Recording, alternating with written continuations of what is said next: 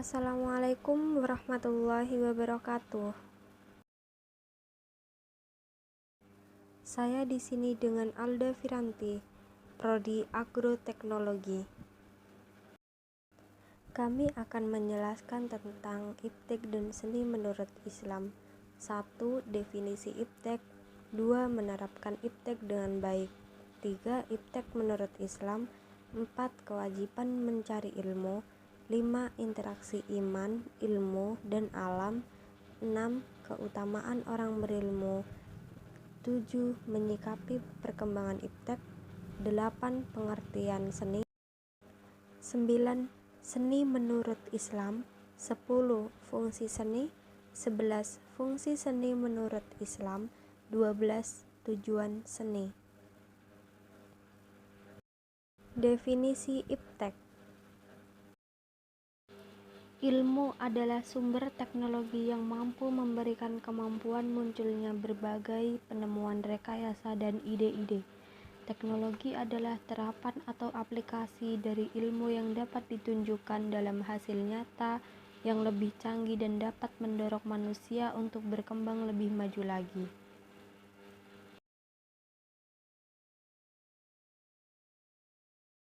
Penerapan iptek dengan baik.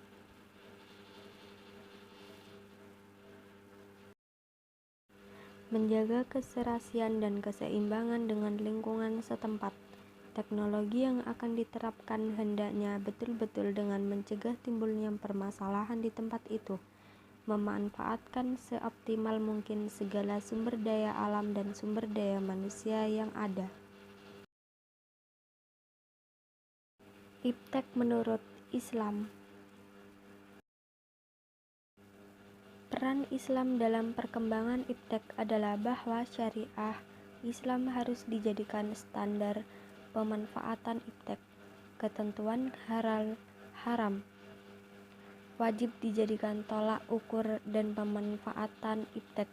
Bagaimanapun juga bentuknya, iptek yang boleh dimanfaatkan adalah yang telah dihalalkan oleh syariah Islam. Sedangkan iptek yang tidak boleh dimanfaatkan adalah yang telah diharamkan. Akhlak yang baik muncul dari keimanan dan ketakwaan kepada Allah Subhanahu wa Ta'ala, sumber segala kebaikan, keindahan, dan kemuliaan. Keimanan dan ketakwaan kepada Allah Subhanahu wa Ta'ala hanya akan muncul bila diawali dengan pemahaman ilmu pengetahuan dan pengenalan terhadap Tuhan Allah Subhanahu wa Ta'ala dan terhadap alam semesta sebagai tajaliyat, sifat-sifat kemahamuliaan, kekuasaan, dan keagungannya. Kewajiban mencari ilmu. Ilmu yang wajib dicari seorang muslim ada 3, sedangkan yang lainnya akan menjadi fadlun. Ketiga ilmu tersebut adalah ayatun mukarramatun, sunnatun qaimatun, dan faridatun adilah. Dalam kitab Ta'limul Muta'alimin disebutkan bahwa ilmu yang wajib dituntun terlebih dahulu adalah ilmu hal, yaitu ilmu yang seketika itu pasti digunakan dan diamalkan bagi setiap orang yang sudah balik, seperti ilmu tauhid dan ilmu fikih. Apabila kedua bagian ilmu itu telah dikuasai, baru mempelajari ilmu-ilmu lainnya, misalnya ilmu kedokteran, fisika, matematika, dan lainnya. Interaksi iman, ilmu, dan alam. Di dalam Al-Quran dinyatakan yang artinya, tidaklah kamu memperhatikan bagaimana Allah telah membuat perumpamaan kalimat yang baik, seperti sebatang pohon yang baik, akarnya kokoh, dan cabangnya menjulang ke langit. Pohon itu mengeluarkan buahnya setiap musim dengan seizin Tuhannya. Allah membuat perumpamaan-perumpamaan itu untuk manusia agar mereka ingat. Dari penjelasan tersebut di atas mengabarkan keutuhan antara iman, ilmu, dan amal. atau syariah dan akhlak dengan menganalogikan dinul Islam bagaikan sebatang pohon yang baik. Ini merupakan gambaran bahwa antara iman, ilmu, dan amal merupakan suatu kesatuan yang utuh, tidak dapat dipisahkan antara satu sama lain. Iman diidentikan dengan akar, dengan sebuah pohon yang menumpang tegaknya ajaran Islam. Ilmu bagaikan sebatang pohon yang mengeluarkan dahan dan cabang ilmu pengetahuan, sedangkan amal ibarat buah dari pohon itu. Ibarat dengan teknologi dan seni, iptek yang diperkembangkan di atas nilai-nilai iman dan ilmu akan menghasilkan amal soleh, bukan kerusakan alam. Keutamaan orang berilmu.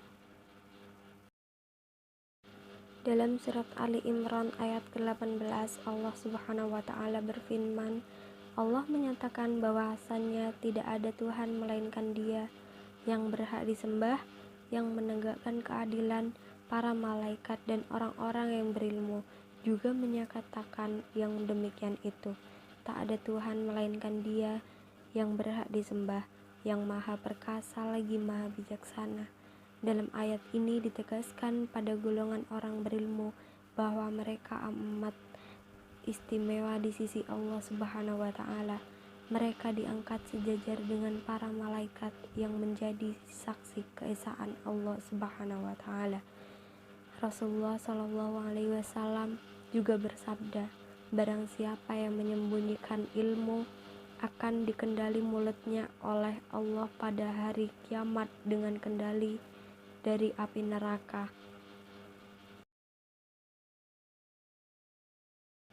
Jadi setiap orang yang berilmu harus mengamalkan ilmunya agar ilmu yang diperoleh dapat bermanfaat. Misalnya dengan cara mengajar atau mengamalkan pengetahuannya untuk hal-hal yang bermanfaat.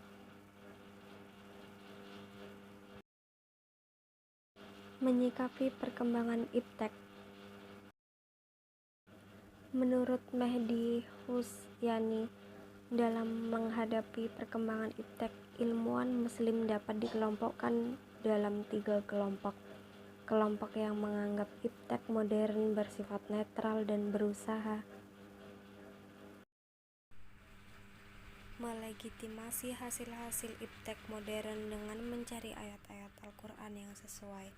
Kelompok yang bekerja dengan iptek modern tetapi berusaha juga mempelajari sejarah dan filsafat ilmu agar dapat menyaring elemen-elemen yang tidak islami. Kelompok yang percaya adanya iptek Islam dan berusaha membangunnya. Pengertian seni. Seni merupakan satu proses pendidikan yang bersifat positif mengikut kacamata Islam, menggerakkan semangat, memimpin batin, dan membangunkan akhlak. Seni Islam merupakan sebagian daripada kebudayaan Islam, dan perbedaan antara seni Islam dengan bukan Islam ialah dari segi niat atau tujuan dan nilai akhlak yang terkandung dalam hasil seni Islam. Kesenian dalam Islam diwujudkan dalam seni bangunan, arsitektur, lukis, ukir, suara, tari, dan lain-lain. Seni menurut Islam.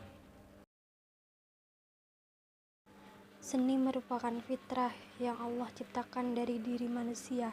Dilihat dari ruh ajaran Islam dan kaedahnya, Islam tidak melarang sesuatu yang baik, indah, dan kenikmatan yang diterima akal sehat, sebagaimana dijelaskan pada surat Al-Madinah ayat 4 yang artinya, mereka bertanya kepadamu tentang apa yang dihalalkan Allah, katakanlah dihalalkan kepadamu segala yang baik-baik. Fungsi seni. Fungsi individual. Fungsi seni sebagai manusia yang bersifat individual dapat dibedakan menjadi 2, yaitu fisik dan emosional. 1. Fisik. Fungsi ini berhubungan dengan pemenuhan kebutuhan fisik manusia, baik yang dipakai langsung maupun sebagai pelengkap aktivitasnya. misalnya pakaian, perabot, meja, kursi, lemari, rumah sebagai tempat tinggal, kerajinan perhiasan, alat komunikasi, sepatu, dan tas. 2. Emosional. Fungsi ini berhubungan dengan ekspresi seniman, pengubah, dan apresiator penikmat konsumen. Contohnya lukisan, novel, musik, film, pementasan, teater atau drama, dan patung. Fungsi sosial. Karya seni dapat berfungsi sosial terhadap dalam bidang-bidang sebagai berikut. 1. Pendidikan. Seni sering dimanfaatkan oleh dunia pendidikan untuk membantu mempermudah penyampaian pesan baik berupa gambar maupun suara atau keduanya. Pemanfaatan seni pada dunia pendidikan sangat banyak dan keduanya saling terkait. Contohnya film ilmiah, gambar ilustrasi pada buku-buku pelajaran, poster ilmiah, dan foto. 2. Rekreasi.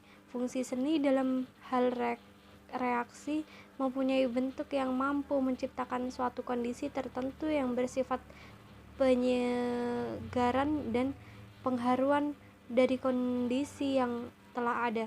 Misalnya saat kamu menyaksikan pertunjukan drama atau teater, konser musik, film, penikmat taman rekreasi, atau berlibur ke pantai.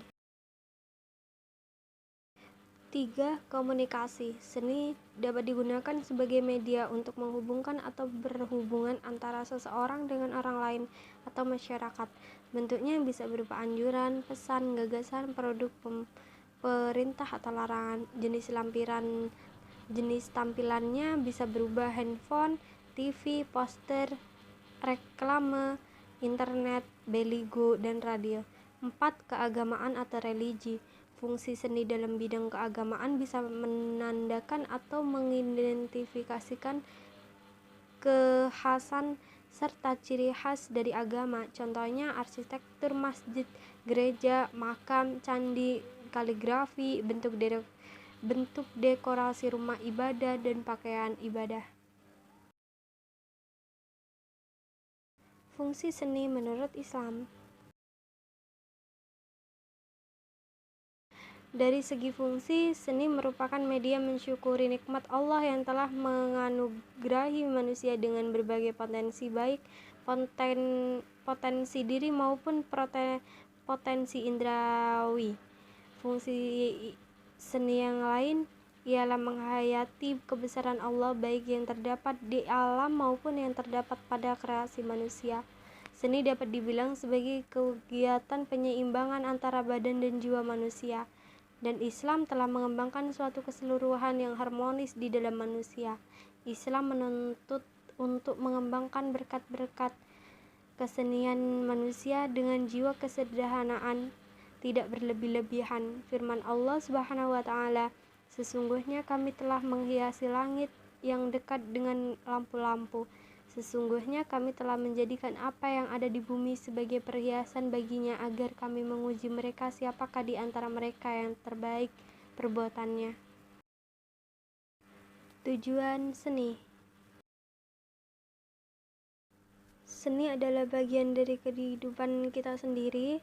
Oleh karena itu, tujuan seni sama dengan tujuan hidup itu sendiri, dan bagi setiap muslim, tujuan hidup itu adalah kebahagiaan material duniawi dan kebahagiaan spiritual, serta menjadi rahmat bagi segenap alam atas keridhaan Allah.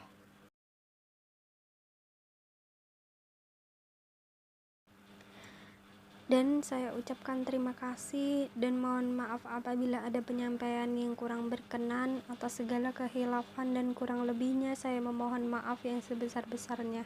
Ihdinas siratal mustaqim. Assalamualaikum warahmatullahi wabarakatuh.